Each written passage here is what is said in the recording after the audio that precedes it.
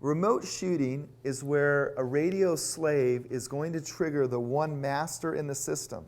That would be the master. That's not turned on as a, but that would be the master that has the green link light. So if I've got 3 masters, one is going to have the green link light, 2 are going to have the yellow link light because they're submasters, and I basically set one of my slaves up to be a remote release, it's only going to fire the one master. However, linked shooting basically means that I can take from the master, when I fire the master, I can fire any number of cameras up to 16 or 15 because we can have a maximum of 16 Speedlights in the system.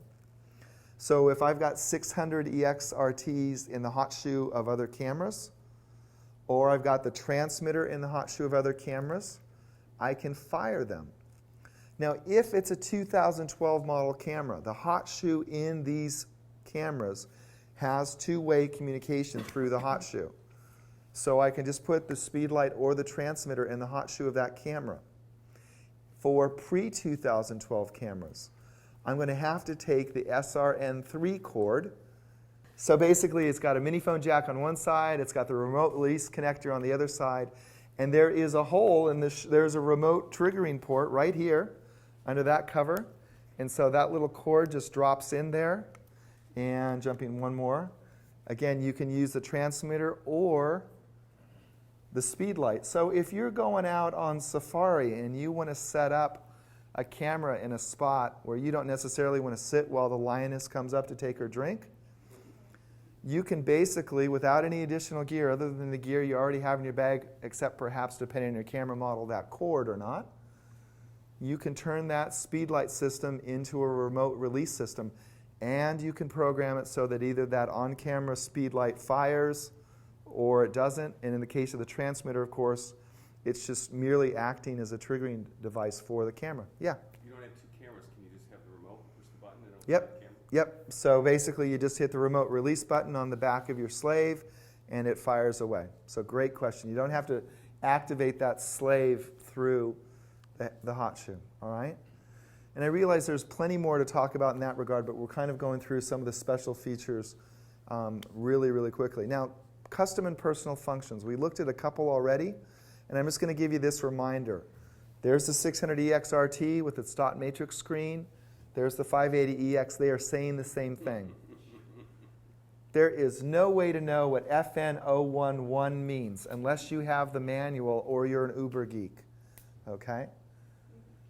So what that means is, are you going to turn the power saving on or off? In my case, because I'd rather not have my slaves go to sleep, I carry lots of rechargeable Eneloop batteries anyway, I disable that power saving. It's not a big deal if they go to sleep, you just reactivate them, but I just rather, again, if I'm getting freaked out by a shoot, I don't need to think, oh my God, did I turn that slave on or off because it doesn't appear to be awake.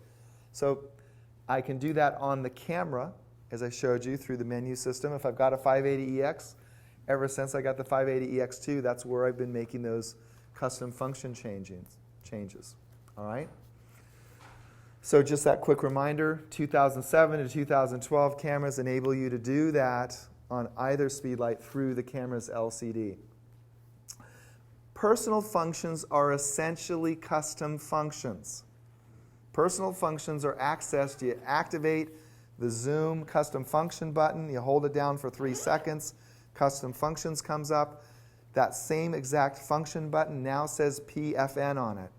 You press that and you go into the personal function menu. Personal functions are custom functions that exist for that specific model. So the idea going forward, as I understand it, is that custom functions will apply across several models of Speedlights. Personal functions are going to apply to only that one Speedlite. So, for instance, in the case of the 600EX-RT, custom function 21 enables us to modify the flash firing field so that we can basically say, spray light wider than you should, match the zoom position to what the camera's seeing, or concentrate the light on the zoom more towards the center of the frame. So those are the visual options that it's providing. Now, really a quick thought in terms of studio flash. A lot of us wish that we had ways to fire speedlights in a studio flash environment. Studio flashes are often activated either by a radio trigger, a manual radio trigger like a Pocket Wizard, or through the built-in, what I now call the flash burst slave sensor, the old school slave's eyes that are looking for that burst of bright light. And with speedlights that are basically talking optically, the master's communicating the instructions to the slaves through that pre-flash. So you fire, even in manual mode with your 580EX2, the master's talking to the slaves through that pre-flash. You take the 600EX-RT, you switch it to manual mode, it will work seamlessly with your studio strobes because we take away that pre-flash instruction from the master to the slaves. That instruction dialogue between the master and the slaves is now invisible because it happens by radio.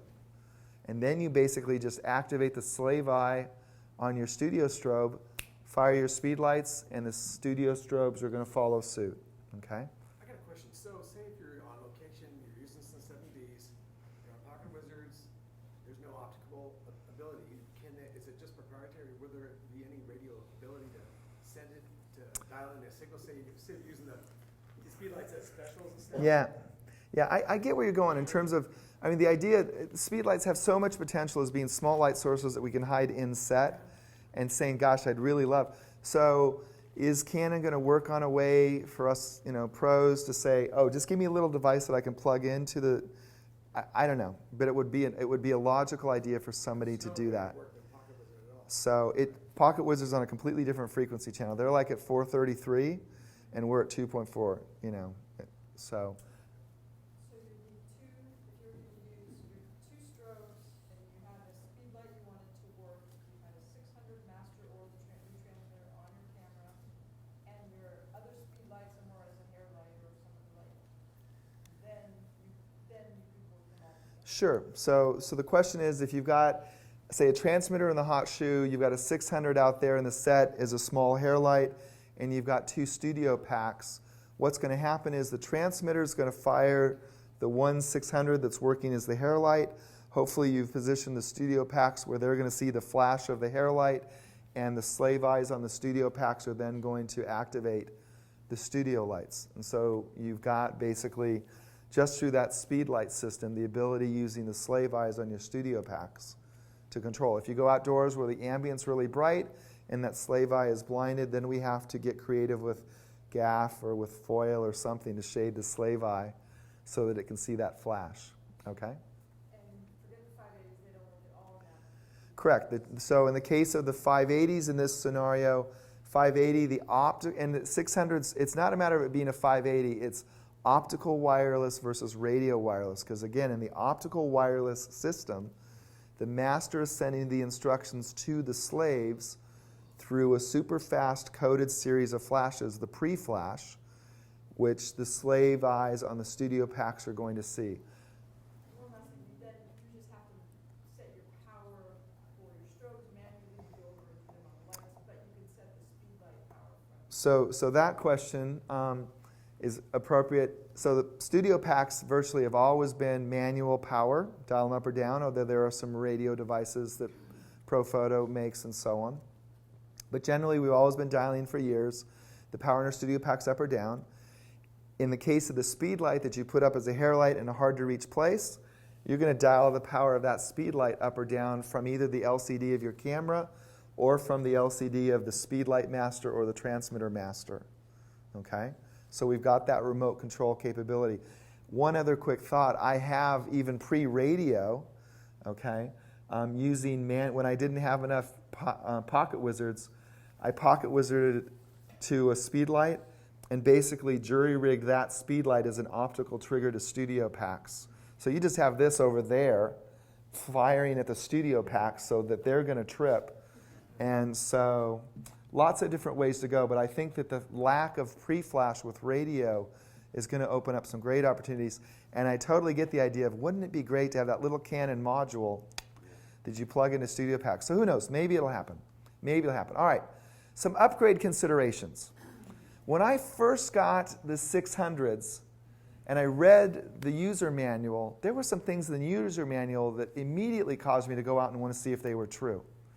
So one of the things it said in the user manual, if I have basically a pre-2012 camera, at the time I didn't have the 5D3, certainly didn't have a 1DX, I had a 5D Mark II.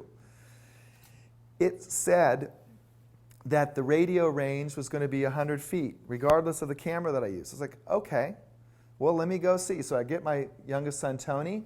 We head out to the driveway. I live in Paso Robles, which is halfway between Los Angeles and San Francisco, wine country, if any of you have been up there. And we live out in the country, and we basically got the tape measure, the 100-yard tape measure, and we went out to the driveway, and there's Tony at 100 feet. I'm controlling the Speedlite system. Hey, Tony, go to the end of the 300 feet. There's the middle frame. I'm controlling the Speedlite system. Then Tony heads to the end of the driveway, and I back up, and we measure 600 feet. And that's what you see in the right-hand side. So while Canon says, I think very conservatively, and it's appropriate to be conservative, let's manage our expectations. Let's manage our expectations. They, in the manual, say 100 feet is the range in this system. And yet, out in the country, clear space, it's at least 600 feet. Now, I'll be perfectly honest. I'm not sure what I want to do with a Speedlite at 600 feet. I don't really think I'm going to get a lot of usable, like a little hair light on Tony on the right-hand side. I don't think so. I don't think so, okay? But the point being, I tested everything. So that was the first thing I tested. Then I read through the manual, and it says, if you don't have a 1DX or 5D3, basically your sync speed is going to be deprecated by a full stop. And you can't do high-speed sync and radio. So what's the next thing I do? We run outside, and I try to do high-speed sync and radio. And I try to shoot at crazy shutter speeds. This is, for me, as a head-scratcher. And I just want to be a bit of an evangelist and say, I think you should try it. Because in thousands of frames on my 5D2, I never had a misfire in radio with high-speed sync. Yeah, I had some differences of opinion about ETTL high-speed sync. You know, I need a little flash exposure compensation here. There it's kind of nice. You know, so I've got no light, 250th of a second. I've got flash at 250th of a second, then 400th of a second, and then, of course, well, let's just see what happens at an 8,000th of a second. Okay? So I have, and a lot of people said, I don't want to go to the new system because I don't want to lose a stop on my shutter speed. And there's no point in getting radio if I can't do high-speed sync. I don't know. It's in the user manual, but it's a bit of a head-scratcher because I've had good success with it. I think another equally valid consideration, a lot of folks come to me and say, you know what? I've already invested in controlled TL devices. I've got the Mini and the Flex from Pocket Wizard. Well, let's take a look. And I sat down the other night and I called a friend of mine who is an evangelist for Pocket Wizard, self-appointed evangelist, not official, but a self-appointed evangelist. And he does some really interesting things with the controlled TL system and Einstein monolights and those kind of things. And I said, okay, let's just walk through this. I said, I'm going to get full control of the system through my camera's LCD in the language of my choice in easy-to-read words. Can you do that? No. Okay. You've got to put this device between your Speedlite and your camera. I just have to remember to take the Speedlite because if it's not attached, my head doesn't go with me to the shoot. Okay? So minimized gear. Okay. Radio ETTL. Yeah, that's the whole point of the controlled TL system. It's a radio ETTL device. It brings radio ETTL to non-radio Speedlights. Okay. What's the range? Well, it depends upon the model. Pocket Wizard has those well-documented issues with radio interference on some models. So I've seen my students at workshops throughout the summer struggle with the controlled TL system at 30 to 50 feet. Okay, so we have more range. Can we switch modes from the master? Can I take this or the transmitter or the LCD in my camera and go from ETTL to manual? I can, but the Pocket Wizard's controlled TL can't. Can't jump back and forth. Will the Pocket Wizard beep when the slaves are recycled? No. Can I shoot simultaneous ETTL and manual? No. Not with the Pocket Wizard. So loads and loads. I think that the wedding shooters who needed radio ETTL, I totally get that.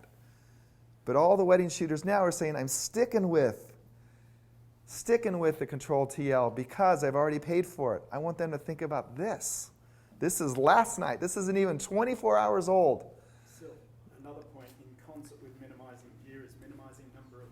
Yep, minimizing number of batteries. There we go. Good point. So last night I went out on eBay and I said, show me the completed auctions in the last 24 hours for the 580EX2. Okay, $360, $366. Show me completed auctions for control TL devices.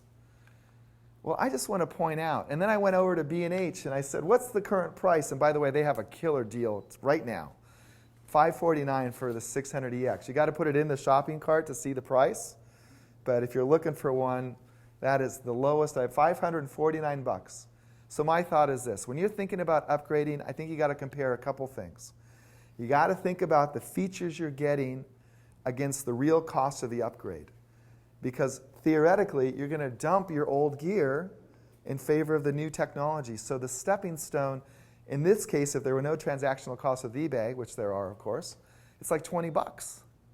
All right? But even if it's $100, I think it's well worth having everything that the 600EX has. Okay?